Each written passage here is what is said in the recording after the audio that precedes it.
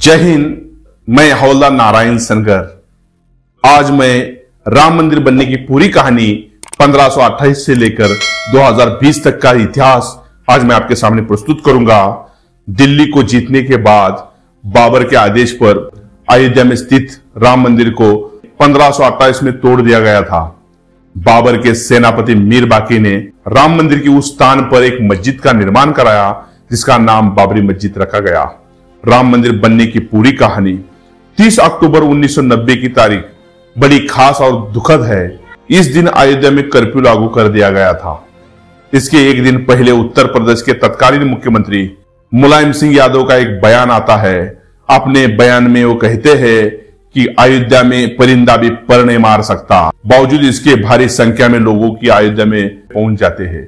Police ने एक खास रास्ते पर 1.5 किलोमीटर पहले ही बैरियर गेट रखी थी। सुबह के 10 बजे हनुमानगढ़ी इलाके में भीड़ पहुंच जाती है। बैरियर गेट को तोड़ दिया जाता है।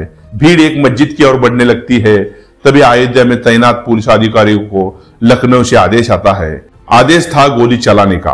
पुलिस ने गोलियां चलाई। कहीं गोली लगने से तो कहीं भगदड़ मचने से कई लोगों की मौत हो गई। मामला यही नहीं रुका। 1 नवंबर को मृतकों का अंतिम संस्कार हो जाता है। 2 नवंबर को फिर लोगों की भीड़ जमा हो जाती है। हनुमानगढ़ी के पास मौजूद संकरी गली से होते हुए मस्जिद की तरफ भीड़ बढ़ती है। सामने पुलिस थी। एक बार फिर आदेश लखनऊ से आता है गोलियां चलाने का। 2 नवंबर 1990 को फिर पुलिस ने गोलियां चलाई।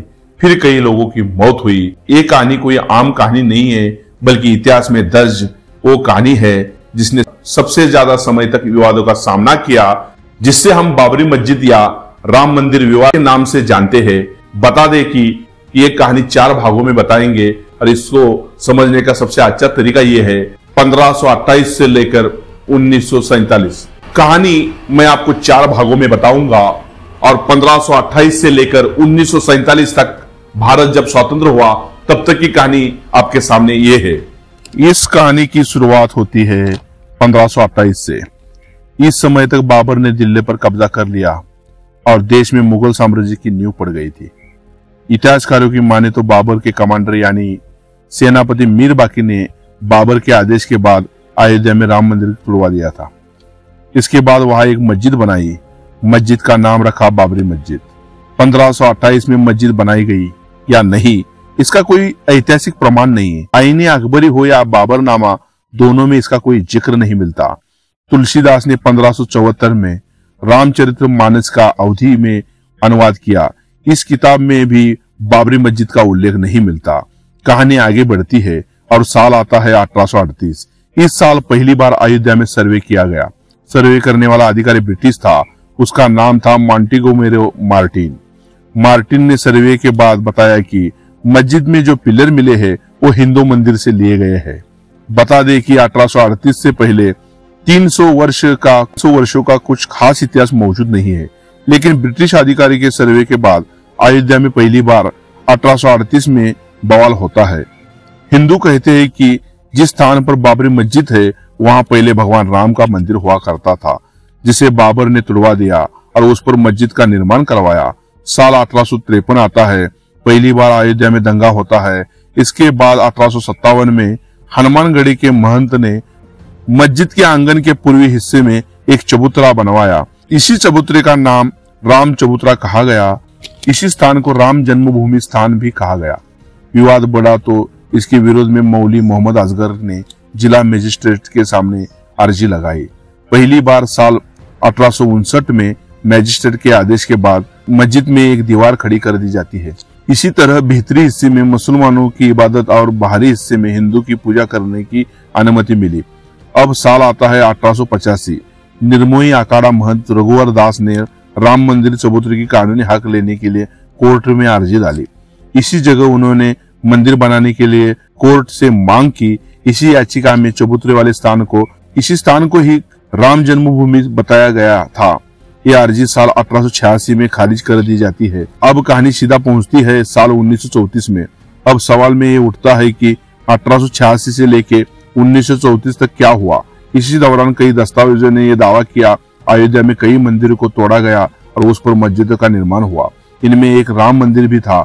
साल 1934 में अयोध्या में सांप्रदायिक दंगे हुए लोगों ने बाबरी मस्जिद के कुछ हिस्सों को ढा दिया। मस्जिद के टूटे हुए हिस्से को अंग्रेजों ने ठीक करवाया। साल 1944 में वक्फ बोर्ड की तरफ मस्जिद को सुन्नी प्रॉपर्टी घोषित कर दी जाती है। सुन्नी प्रॉपर्टी इसलिए क्योंकि बाबर सुन्नी मुसलमान था। 1947 से 1980 के बीच क्या हुआ? साल 1947 में देश आजाद हुआ। बंटवारे का जख्म ताजा था। हिंदू और मुसलमान के बीच इस समय पक्के तौर पर थी। आजादी के बाद राम मंदिर की मांग जोर पकड़ती है। दिसंबर 1949 में अयोध्या में 9 दिनों का रामचरित्र मानस पाठ का आयोजन किया जाता है। इस आयोजन में गोरखनाथ मंदिर के महंत दिग्विजय नाथ भी शामिल थे। 22-23 दिसंबर की रात मस्जिद में भगवान राम की मूर्तियां मिलती है। आरोप हिंदुओं पर लगता है। कहा जाता है कि उन्होंने मूर्तियों को विवादित स्थान पर रखा। 23 दिसंबर की सुबह मस्जिद में रामलला की पूजा शुरू होती है। हिंदू वहां पूजा और दर्शन करने पहुंचते हैं तो मुस्लिम वहां विरोध करने पहुंचते हैं। मामला फिर कोर्ट में पहुंचता है। ये वो समय था जब देश में संविधान लागू नहीं हुआ था। संविधान की धर्मनिरपेक्षता अब तक तय नहीं की जा सकी थी। इसी दौरान प्रधानमंत्री जवाहरलाल नेहरू ने बयान दिया और कहा कि वो जो हुआ वो गलत हुआ। किसी भी धार्मिक स्थान को कोई हत्या नहीं सकता। एक किस्सा है नेहरू और उस समय के फैजाबाद के जिला अधिकारी के नायर का। दरअसल नेहरू के नायर को खत लिखते हैं। वो मस्जिद से मूर्ति हटाने और पहले जैसी यथास्थिति बनाने का आदेश देते हैं। के नायर इस आदेश को नकार देते हैं। अपने खत में वो नेहरू को जवाब देते हुए लिखते हैं कि यहाँ गंभीर स्थिति है, दंगे या हिंसा हो सकती है। नायर के खत को पढ़ने के बाद नेहरू फिर एक खत लिखते हैं। ये चिट्ठी नायर के पास 27 दिसंबर 1949 को आती है। नेहरू लिखते हैं आदेश का पालन किया जाए और यथास्थिति बनाया जाए। इसके जवाब में नायर ने नेहरू को खत लिखकर सुझाव दिया जिसमें उन्होंने कहा है कि इस मामले को अदालत को दे दिया जाए। जब तक अदालत का फैसला नहीं आता तब तक मस्जिद में रखी गई मूर्ति के वहां एक जालीनुमा गेट लगा दिया जाए। नेहरू ने इस सुझाव को स्वीकार कर लिया। इसके बाद मामला कोर्ट पहुंचा। 29 दिसंबर 1949 को कोर्ट ने बाबरी मस्जिद को पहली बार विवादित स्थल घोषित किया। इसी के बाद से बाबरी मस्जिद के विवादित ढांचे जैसे शब्दों का प्रयोग होने लगा। कोर्ट के आदेश के बाद मस्जिद के बाहर ताला लग गया। 16 जनवरी 1950 को गोपाल सिंह विशारद सिविल केस फाइल करते हैं। कोर्ट से मांग करते हैं कि हिंदुओं को पूजा की अनुमति दी जाए और मूर्तियों को उस जगह से न हटाया जाए, लेकिन कोर्ट ने इस अपील का खारिज कर दिया और साल 1959 में निर्मोही अखाड़ा एक बार फिर पिक्चर में आता है। निर्मोही अखाड़ा कोर्ट पहुंचता है। अखाड़े ने इस बार केवल राम चबूतरे के नहीं बल्कि 2.77 एकड़ जमीन का हक कोर्ट से मांगा। इसके 2 साल बाद सुन्नी वक्फ बोर्ड ने भी कोर्ट में केस दायर किया। वक्फ ने मुस्लिम का पक्ष रखते हुए केस फाइल किया और कहा कि यहाँ पहले मस्जिद थी और अभी भी मस्जिद है। इसके बाद अगले 20-25 साल तक कोर्ट में केस चलता रहा। 1980 से लेकर 90 के बीच क्या हुआ? अब साल आ गया 1980 का। भाजपा जनसंघ से अलग हो गई थी। भाजपा ने खुलकर हिंदू संगठन और राम मंदिर का समर्थन किया। हिंदू संगठन एक्टिव हो जाते हैं। मांग उठती है कि बाबरी मस्जिद के स्थान पर राम मंदिर का निर्माण किया जाए। साल 1984 में धर्म संसद का दिल्ली में आयोजन किया गया। विश्व हिंदू परिषद वीएचपी के नेता अशोक सिंघल ने रथ यात्रा निकालने की बात कही, लेकिन 6 महीने बाद ही इंदिरा गांधी की हत्या हो जाती है। रथ यात्रा को टाल दिया गया। इंदिरा की हत्या के बाद राजीव गांधी कमान संभालते हैं और प्रधानमंत्री बनते हैं। राजीव के लिए 2 अहम चुनौतियां थी। पहली कि राम मंदिर के मुद्दे पर क्या रुख होना चाहिए और दूसरा कि हिंदू संगठन की लामबंदी पर कंट्रोल कैसे किया जाए। हालांकि इस समय देश में एक घटना घटती है जिससे मंदिर आंदोलन की आग में घी का काम किया। दरअसल इंदौर की रहने वाली शाहबानो केस में राजीव गांधी ने मुस्लिम वोट बैंक को खुश करने के लिए सुप्रीम कोर्ट के फैसले को पलट दिया। राजीव ये जानते थे कि इन्हें इस फैसले को बैलेंस करना होगा। इसके बाद राजीव गांधी ने उस समय के यूपी के तत्कालीन मुख्यमंत्री वीर बहादुर सिंह ने दबाव डाला और बाबरी मस्जिद के ताले को खोल दिया जाए।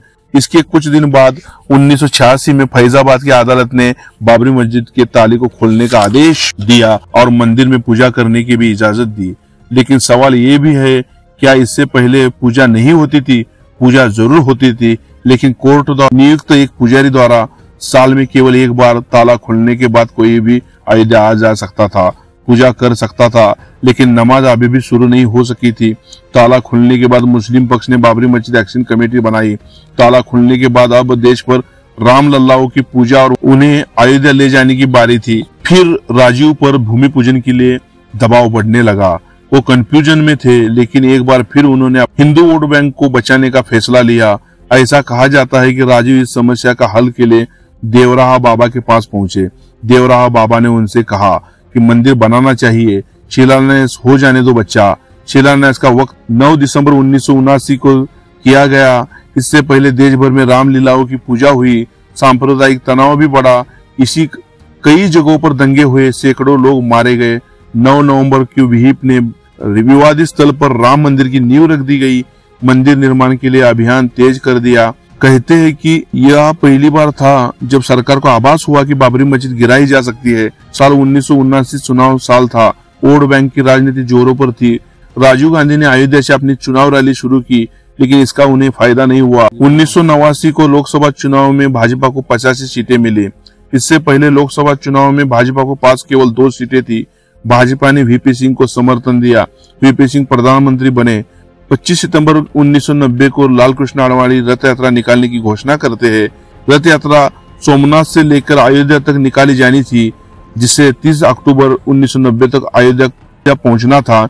नरेंद्र मोदी उस समय गुजरात की रथ यात्रा के प्रभारी थे। कार सेवकों को बड़ी संख्या में अयोध्या पहुंचने का आदेश होता है। योजना थी 30 अक्टूबर को अयोध्या में पहली बार कार सेवा की जाएगी।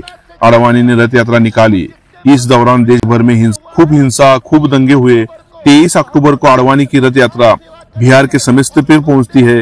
वीपी सिंह के आदेश पर तत्कालीन बिहार के मुख्यमंत्री लालू प्रसाद यादव ने रथ यात्रा को रुकवा दिया। आडवाणी को गिरफ्तार कर लिया गया। गिरफ्तारी की यह जानकारी दिल्ली पहुंची तो अटल बिहारी वाजपेयी वीपी सिंह सरकार से समर्थन वापस खींच लिया। केंद्र में वीपी सिंह सरकार गिर गई। 30 अक्टूबर 1990 तक देश भर से भारी संख्या में कार सेवक अयोध्या पहुंचते हैं। इसी दिन अयोध्या में कर्फ्यू लगा। तमाम प्रतिबंधों के बावजूद कार सेवक भारी भीड़ वहां इकट्ठा होती है। हालात हिंसक बन जाते हैं। कार सेवक मस्जिद पर चढ़कर केसरिया ध्वज फहरा देते हैं। तभी लखनऊ से अयोध्या के पुलिस अधिकारियों को एक फोन आता है। ये फोन था यूपी के तत्कालीन मुख्यमंत्री मुलायम सिंह यादव का। उन्होंने कार सेवकों पर गोलियां चलाने का आदेश दिया। पुलिस ने आदेशों का पालन किया और गोलियां चला दी। कई कार सेवक मरे, कई गोली से तो कई भगदड़ की चपेट में आकर। इसके बाद 2 नवंबर 1990 को फिर ऐसी घटना होती है।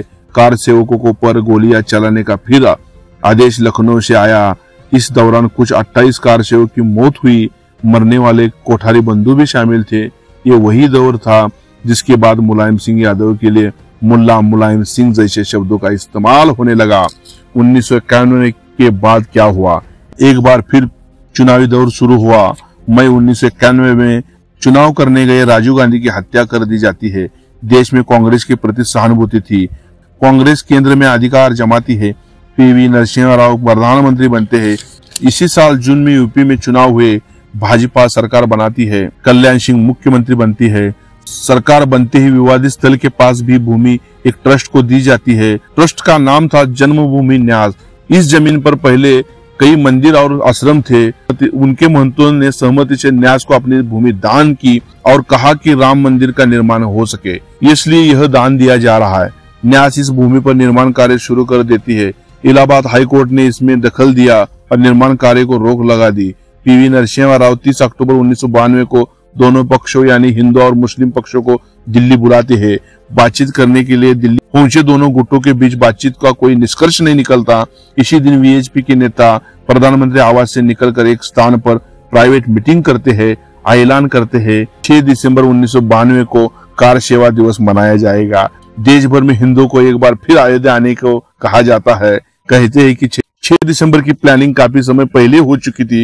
एक बात यह भी सामने आती है, 6 दिसंबर से पहले 5 दिसंबर को मस्जिद गिराने का रिहर्सल किया गया था। 6 दिसंबर 1992 को अयोध्या में लगभग 2 लाख कार सेवक पहुंच चुके थे। ये कार सेवक मस्जिद की तरफ बढ़ते हैं। भीड़ ने मस्जिद को गिरा दिया।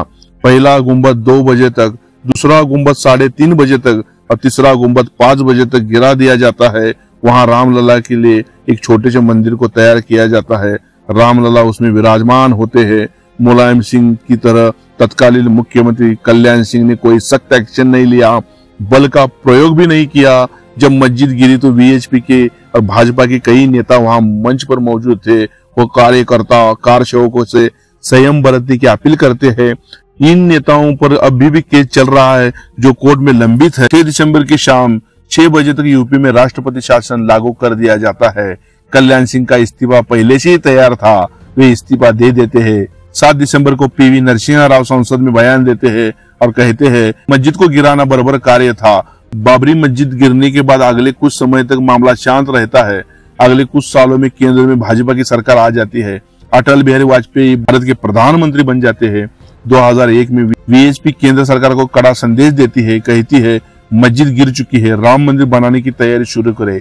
सरकार यदि नहीं करेगी तो वीएचपी खुद मंदिर बनाएगी। साल 2002 में यूपी के चुनाव के लिए भाजपा ने घोषणा पत्र जारी किया। राम मंदिर निर्माण का मुद्दा उसमें नहीं था। वीएचपी ने फिर आह्वान किया, कार्यसेवक फिर अयोध्या में जुटे, लेकिन प्रशासन हस्तक्षेप करती है। इसी दौरान कार्यसेवक जब लौट रहे थे, गोधरा की एक ट्रेन में आग लगा दी जाती है। इसमें बाद कई कार्यसेवक और अन्य लोग जलकर मर जाते हैं। परिणाम स्वरूप गुजरात में भीषण दंगे हो जाते हैं। देश में माहौल खराब हो चुका था। कोर्ट ने मामले की गंभीरता को समझा। अप्रैल 2003 में इलाहाबाद हाई कोर्ट ने 3 जजों की बेंच विवादित स्थल मालिकाना हक की कार्रवाई करती है।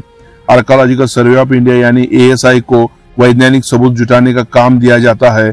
एएसआई विवादित स्थान पर खुदाई करती है। खुदाई 6 महीने तक चलती है। अगस्त 2003 में एएसआई रिपोर्ट पेश करती है। रिपोर्ट में एएसआई ने बताया कि खुदाई में 10-12 सेंचुरी के बीच के हिंदू मंदिरों के अवशेष मिले हैं। पिलर, ईंटें, शिलालेख और अन्य चीजें मिली है। पहली बार विवादित स्थल से जुड़े वैज्ञानिक सबूत मिलते हैं। मामला कोर्ट में चलता है। 30 सितंबर 2010 को इलाहाबाद हाई कोर्ट ने अनोखा फैसला सुनाया। कोर्ट ने 2.77 एकड़ वाली विवादित भूमि को 3 बराबर हिस्सों में बांट दिया। इसमें एक तिहाई हिस्सा निर्मोही अखाड़ा, 1/3 हिस्सा राम जन्मभूमि न्यास और बाकी 1/3 हिस्सा सुन्नी वक्फ बोर्ड को दिया जाता है। इस फैसले से तीनों ही नाखुश थे। साल 2011 में पहली बार तीनों ने सुप्रीम कोर्ट का दरवाजा खटखटाया। जनवरी 2019 में अयोध्या केस की सुनवाई के लिए 5 जजों की संवैधानिक पीठ बैठाई गई। इसकी अध्यक्षता कर रहे थे चीफ जस्टिस रंजन गोगोई। पीठ में justice DY Chandrachud, justice UU Lalit, justice Bobde, justice NV Ramana को शामिल किया गया। 5 जजों की बेंच ने इलाहाबाद हाईकोर्ट के फैसले को रोक लगा दी। 9 नवंबर 1919 को ऐतिहासिक फैसला आया। इस फैसले ने राम मंदिर को 492 साल पुराना संघर्ष पर विराम लगा दिया। इस बेंच ने सर्वसम्मति से फैसला लिया और एएसआई की साइंटिफिक रिपोर्ट का हवाला दिया तथा 2.77 एकड़ की पूरी जमीन तो जो विवादित थी वो रामलला विराजमान को दे दी गई। सरकार को आदेश हुआ और राम मंदिर निर्माण के लिए ट्रस्ट बने। सुन्नी वक्फ बोर्ड को अयोध्या के किसी और स्थान पर 5 एकड़ जमीन देने का आदेश हुआ। 5 फरवरी 2020 को राम जन्मभूमि ट्रस्ट को मंजूरी मिली। 5 अगस्त 2020 को प्रधानमंत्री नरेंद्र मोदी अयोध्या पहुंचते हैं, राम जन्मभूमि का पूजन और शिलान्यास करते हैं। अंत में 22 जनवरी 2024 को रामलला की प्राण प्रतिष्ठा होने वाली है। प्रधानमंत्री नरेंद्र मोदी खुद इस कार्यक्रम में मौजूद रहेंगे। राम जन्मभूमि संघर्ष को कुछ ऐसी थी। 492 साल तक चली कहानी अब कुछ बयान और तथ्यों पर नजर डालते हैं। इतिहास के पन्नों में एक बात स्पष्ट रूप से दर्ज है कि मुस्लिम, मुगल या कोई अन्य विदेशी आक्रांता रहा हो जिसने भी भारत पर हमला किया, उसने मंदिरों तुड़वा उन स्थानों पर मस्जिदों का निर्माण कराया। डॉक्टर भीमराव अंबेडकर अपनी किताब Pakistan the partition of India में इसका जिक्र करते हैं। इंग्लैंड के ट्रैवलर विलियम फिंच 1611 में अयोध्या में आते हैं। फिंच ने अपनी यात्रा के विवरण में रामचंद्र महल की उनके घरों को ढहाने का जिक्र किया। वो मस्जिद की बात नहीं लिखते हैं। 1634 में थॉमस हार्बर्ट भी राम के महल का जिक्र करते हैं। 1717 में जयपुर के राजपूत राजा सवाई जयसिंह द्वितीय अयोध्या मंदिर के पास जमीन खरीदते हैं। जयपुर सिटी पैलेस के मौजूद दस्तावेज में राम जन्मभूमि के स्थान का जिक्र मिलता है। जोसेफ टेम्पेंटलर 1767 में इंडिया आए। उन्होंने डिस्क्रिप्ट ऑफ इंडिया किताब लिखा। इस किताब में उन्होंने बताया कि राम के किले को ढहाया गया जिसे राम का जन्मस्थान कहा जाता है। इसके बाद मस्जिद बनाई गई। 1838 में सर्वे करने वाले ब्रिटिश अधिकारी मॉन्टेगोमेरी मार्टिन ने लिखा, मस्जिद में पिलर मंदिर से लिए गए हैं। मशहूर आर्कियोलॉजिस्ट के मोहम्मद 1976-77 में विवादित ढांचे की हुई एएसआई जांच के समय टीम का हिस्सा थे। अपने बयान में वो कहते हैं, एएसआई के पास इस बात के पर्याप्त सबूत है कि बाबरी मस्जिद से पहले वहां एक विशाल मंदिर था। बाबरी मस्जिद शिलालेख भी मिला। इससे शिलालेख में अनुवाद है कि विष्णुहरि शिलालेख कहा जाता है। इसके लिए के मोहम्मद कहते हैं, शिलालेख में लिखा है, यह मंदिर विष्णु को समर्पित है, जिसने 10 सिर वाले को मारा यानी रावण को मारा है, और विष्णु जिन्होंने बाली का वध किया यानी राम, उन्होंने बताया कि यह शिलालेख 12वीं शताब्दी का है। यह दर्शाता है कि मस्जिद से पहले 12वीं सदी में वहां एक मंदिर हुआ करता था। जो मंदिर 22 जनवरी 2024 को प्रधानमंत्री नरेंद्र मोदी की अध्यक्षता में भारत के अयोध्या में फिर दोबारा पूरे भक्तों को खुलने वाला है, और राम का हमारा जो 492 साल का वनवास है वो पूरा होके फिर रामलल्ला फिर अपने अयोध्या में स्थित होने वाले हैं। ऐसे रामलल्ला को मैं अंतिम विराजमान पर मैं पूरे भारत देश के नागरिकों को बधाई देता हूं। धन्यवाद। जय हिंद, जय भारत।